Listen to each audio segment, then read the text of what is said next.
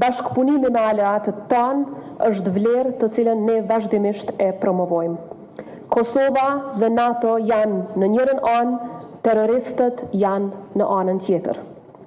I nderuar sekretar i NATO-s, duke marrë përballë sfidat e sigurisë në periudhën e fundit, fuqizimi i marrëdhënieve ndërmjet Kosovës dhe NATO-s është parakusht për paqen dhe stabilitetin rajonal. Antarësimi në aleancën më të fortë ushtarake në botë është qëllim strategjik, ekzistencial dhe parsor i shtetit të Kosovës. Prandaj fillimisht përfshirja në partneritetin për paqe, e më pastaj edhe antarësimi i plot në NATO është garanci për sigurinë e gjithë rajonit. Stërzgjatja e procesit të antarësimit të Kosovës në këtë aleancë do të prodhonte pasoja të mëdha për sigurinë në të gjithë kontinentin evropian. Sfidat e vazhdueshme të sigurisë në veri të Kosovës janë shqetësim i përbashkët për institucionet e Kosovës dhe NATO-s, të cilat kërkojnë përpjekje dhe partneritet të përbashkët. NATO mund t'i dërgojë mesazhe të qarta Serbisë në lidhje me veprimet e saj, duke kërkuar edhe tërheqjen e forcave të armatosura të grumbulluara në kufirin me Kosovën, si dhe mbylljen e qendrës humanitare ruse, e cila në fakt është qendër e spionazhit. Njëkohësisht po marrin pjesë në operacione paqruajtëse në përbot bazuar në marrëveshje bilaterale.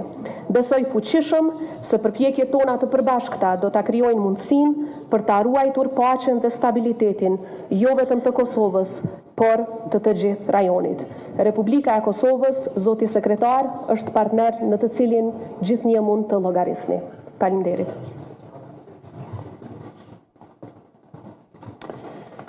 Dr. Osmani, Derviosa, thank you so much for your warm welcome. It's always great to be back in Pristina, and a pleasure to meet with you again just shortly after we met in Brussels not so many weeks ago. We just had an important discussion on the security situation in Kosovo and in the region. In September, we saw a serious outbreak of violence in northern Kosovo, raising concerns that the widespread conflict could return to the Western Balkans. And in May, our KFOR troops, as you alluded to already, were attacked, leaving 93 NATO soldiers injured, some seriously, some are wounded for life. Such violent attacks are unacceptable. Those responsible must be held to account. NATO responded swiftly. We have deployed 1,000 additional troops to Kosovo. We sent heavier armor, and we have stepped up patrols in the north. These are prudent steps, ensuring that KFOR continues to fulfill its UN mandate at all times. We will do what is necessary to maintain a safe and secure environment and freedom of movement for all people in Kosovo. Stability in the region depends on all sides choosing diplomacy over violence and on honoring existing commitments. Any deployment of the Kosovo Security Force to the north of Kosovo requires the concurrence of KFOR. And we expect timely consultations on any action of the Kosovo Security Force or Kosovo Police that could impact regional security. Decades of hard-won peace must not be jeopardized. NATO strongly supports the EU-facilitated dialogue between Belgrade and Pristina, and both sides must engage in good faith. I welcome the latest proposals for the establishment of the Association of Serb-majority municipalities in Kosovo. This would be a key step toward normalization of the relationship and toward lasting peace and prosperity in the region. So once again, thank you so much for your welcome and for our very constructive and good meeting. Thank you. Tani do të marrim pyetjet tuaja. Vesulos fillimisht të prezentoni. Thank you, Besnik Tahiri, Kosova. Mr. Secretary, my first question is on the act of aggression that we had almost 2 months ago in Banjska. Is NATO conducting an investigation on this case? And are you concerned that something like that could be happening again? And what are you doing along with Kosovo police and other forces maybe to prevent from this kind of act of terror to happen again in Kosovo soil?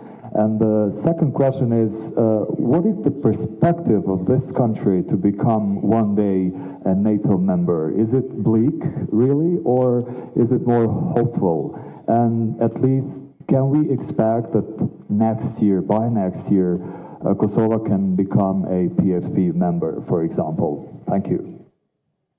So membership in the Partnership for Peace requires unanimous decision by all NATO allies. This is an issue that has been discussed. I know the aspiration of Kosovo, but as I said, this requires a decision by all NATO allies, and I will not speculate about any when a decision can be taken.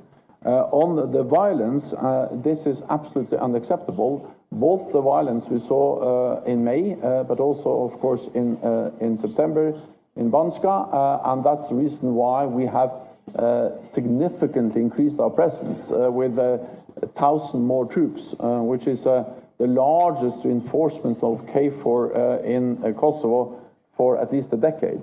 And that reflects how seriously we take both the incidents, the violence in May and in September. Then, of course, NATO is not a law-enforcing institution. That's for the Kosovo police, it's for ULEX, and of course, I will also raise these issues in my meetings in Serbia tomorrow. So we just expect that those who are responsible for this absolutely unacceptable violence are held to account, and that has been NATO's message, my message, since May, and then reiterated, of course, after violence in September. And it is important that it has consequences, because we need to do whatever we can to ensure that this kind of violence doesn't happen again. Vazhdojmë pyetjen tjetër. Fatos Vityche from Reuters, questions for both. Do you see any Russian influence over here?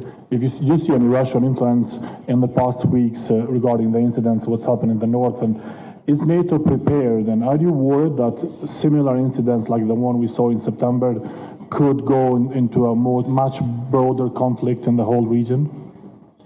So NATO has a history. We have a history in this part of Europe since the 1990s. And therefore, we have invested a lot in stability, in peace in this region, in Kosovo, but also in Bosnia and Herzegovina, in the Western Balkans in general. I will also go later on my trip to the Western Balkans to North Macedonia, where we also helped to prevent violence roughly 20 years ago. So we helped to end 2 brutal ethnic wars in Bosnia and Herzegovina and Kosovo, and we also prevented it from happening in North Macedonia. And we are really investing in security in this region, because safety for the people in this region, stability in this region matters for our security. And therefore, of course, we will do what is necessary to ensure that we implement our UN mandate for our presence in Kosovo, that we also support the EU4 Althea force in Bosnia. I'm just arriving straight from Sarajevo, where I had important meetings yesterday and today. And we are now actually conducting a review by our military authorities about our military presence in the Western Balkan region. That includes Bosnia and Herzegovina, but also Kosovo. We have used our reserve force to immediately increase our presence after violence in September. We are now reviewing whether we should have a more permanent increase to ensure that this doesn't spiral out of control and creates a new violent conflict in Kosovo or in the wider region. So yes, we will do what is necessary. We are currently reviewing adjustments to our presence, and we have already implemented immediate increases of NATO presence in the region. Vazhdojmë me pyetjen tjetër. Sepse pyetja ishte për të dytë, sa I përket ndoshta pjesës së parë të pyetjes lidhur me influencën ruse. Influenca ruse shihet në 3 aspekte kryesore. E para ka të bëjë me propagandën, e cila është intensifikuar në 2 vitet e fundit, edhe sa I përket Ballkanit Perëndimor. Pra propagandë e cila e mbështet qëndrimin e Serbisë sa I përket destabilizimit të rajonit. E dyta ka të bëjë me armët që Rusia vazhdimisht ja shet Serbisë, të cilat pastaj shfrytëzohen nga Serbia për të sulmuar Kosovën apo shtetet e tjera. Kemi parë raste të shumta të MiG-29-shave të Rusisë duke u shfrytëzuar edhe për hyrje brenda kufirit të Kosovës. Dhe e treta ka të bëjë me mbështetjen politike, të cilën Rusia vazhdimisht ja jap Serbisë në këto përpjekje për destabilizim. Kur bëhen këto të trija bashkë, është tepër e qartë që është interesi I Rusisë që të hapë edhe një front kundër perëndimit. Dhe natyrisht që këtë front dëshiron të hapë në pjesë të Evropës, të cilat akoma nuk janë pjesë e NATO-s. Prandaj kjo e bën edhe më imperative antarësimin e vendit tonë në NATO, në mënyrë që të parandalohen sulme të tilla apo edhe influencë e tillë malinje e Rusisë në rajonin tonë që faktikisht është pjesë e kontinentit evropian. Natyrisht që shqetësimet ekzistojnë që mund të përsëriten sulme të tilla. Të gjitha informatat që vijnë nga institucionet tona të sigurisë dëshmojnë që Serbia nëpërmjet këtyre strukturave ilegale, paramilitare, terroriste vazhdon të bëj organizime të reja, pra është e domosdoshme që bashkëpunimi mes nesh dhe NATO-s të jetë gjithnjë koordinim I plot, gjithnjë koordinim në rritje. Kjo siç e thash është vlerë, sepse të punosh me aleatët është vlerë e jashtëzakonshme e popullit dhe shtetit tonë. Pra do të vazhdojmë të punojmë bashkë në mënyrë që të parandalojmë sulme të tilla edhe para se të fillojnë, por në qoftë se veç tentojnë, kanë dështuar me 24 shtator, do të dështojnë sërish. Vazhdojmë me pyetjen tjetër. Faleminderit gazetarë Flora Saljar për shpjegimin për presidentet dhe kryeministri kur ti tha që në Rash dhe në Nish janë duke ushtruar duke udhëhequr nga Milan Radojčić, kryeterroristi I cili e bëri atë me 24 shtator. A I keni këto informacione dhe datë me zotin Stoltenberg cili ishte qëndrimi I sekretarit të NATO-s dhe kur shkon në Serbi do të interesohet që të shkoj tek kufini të shohë se apo ndodhen këto? Këto janë informata të cilat institucionet e sigurisë I ndajnë edhe me mua si presidente edhe me kryeministrin e vendit. Për fat të keq, Serbia jo vetëm që nuk e ka ekstraduar udhëhecin e atij sulmi terrorist, nga aspekti praktik, sepse nga aspekti politik udhëheci I këtij sulmi ka qenë Vučići. Në vend se ta ekstradoj Radojčićin, po vazhdon që t'ja ofroj gjithë infrastrukturën e mundshme që ai të planifikoj sulme të reja ndaj Kosovës. Ne I ndajmë informatat që institucionet tona I mbledhin me gjithë aleatët dhe partnerët, dhe natyrisht do të bashkëpunojmë në mënyrë që sulme të tilla të parandalohen në të ardhmen. Sa I përket mesazheve që sekretari do t'i dërgoj në Serbi, natyrisht që I takon sekretarit përgjigjet, por sa e dëgjova vetë se ishte I qartë edhe në atë aspekt më parë. Vazhdojmë me pyetjen e fundit. Burim Zariqi, Radio Televizion 21. Presidente, gjatë takimit a I kërkuat zoti Stoltenberg për ta rishikuar një marrëveshje që ka Kosova me NATO-n sa I përket dërgimit të ushtrisë së Kosovës në veri të vendit, sepse e tha që cënohet vendi nga sulme të reja, nga qasja e Serbisë, nga ndikimi I Rusisë, nëse keni diskutuar për këtë dhe a është e mundur që ajo marrëveshje 2013-s të rishikohet. Dhe çështja e dytë dëgjuam zotin Stoltenberg I cili po ashtu bëri thirrje për themelimin e asociacionit që tashmë po shihet me urgjencë nga faktori ndërkombëtar për zgjidhjen e problemeve. Por kemi në anën tjetër Serbinë e cila po refuzon që të nënshkruajë një marrëveshje, nëse mund ta themi, paqe me Kosovën. Çfarë epilogu mund të merr dialogu nëse pala kosovare thotë se pa nënshkrim nuk ka zbatim të asociacionit? Faleminderit. Siç e dini, me 26 tetor, Kosova ka ofruar që të nënshkruhen marrëveshjet sa i përket planit franko-gjerman, siç u quajt fillim, pastaj plani BE-s, aneksit dhe propozimeve të tjera nga ana e BE-s, në mënyrë që pala serbe mos t'i ik pastaj obligimeve për zbatim. Për fat të keq, Serbia edhe në atë takim nuk ka shprehur gatishmëri të nënshkruaj e aq më pak të zbatoj. Tani besoj duhet të jetë e qartë për të gjithë se adresa e presionit duhet të jetë Beogradi, sepse arsyeja pse nuk zbatohen marrëveshjet është Beogradi. Kosova vazhdimisht ka insistuar që zbatimi të jetë i plot dhe jo vetëm të zgjedhen pikë të caktuara të cilat na përshtaten për të zbatuar. Pas zbatim të plot të marrëveshjes nuk mund të flasim për dialog të suksesshëm, kështu që ne presim tani që partnerët tonë të ushtrojnë presionin e nevojshëm mbi Beogradin në mënyrë që të sigurohet zbatimi i plot. Kurse në qoftë se injorohet fakti që Serbia vazhdimisht po mohon zbatimin e marrëveshjes, atëherë unë nuk pres dialog të suksesshëm, sepse automatikisht nuk kemi tavolin ku të dy palët janë të barabarta. Dhe në qoftë se parimi i trajtimit të barabartë të palëve injorohet, atëherë kjo është një recept për dështim. Sa i përket çështjes së marrëveshjes së vitit 2013, ju e dini që ne kemi trashëguar atë marrëveshje të nënshkruar nga ish kryeministri atëhershëm me sekretarin e NATO-s në atë vit.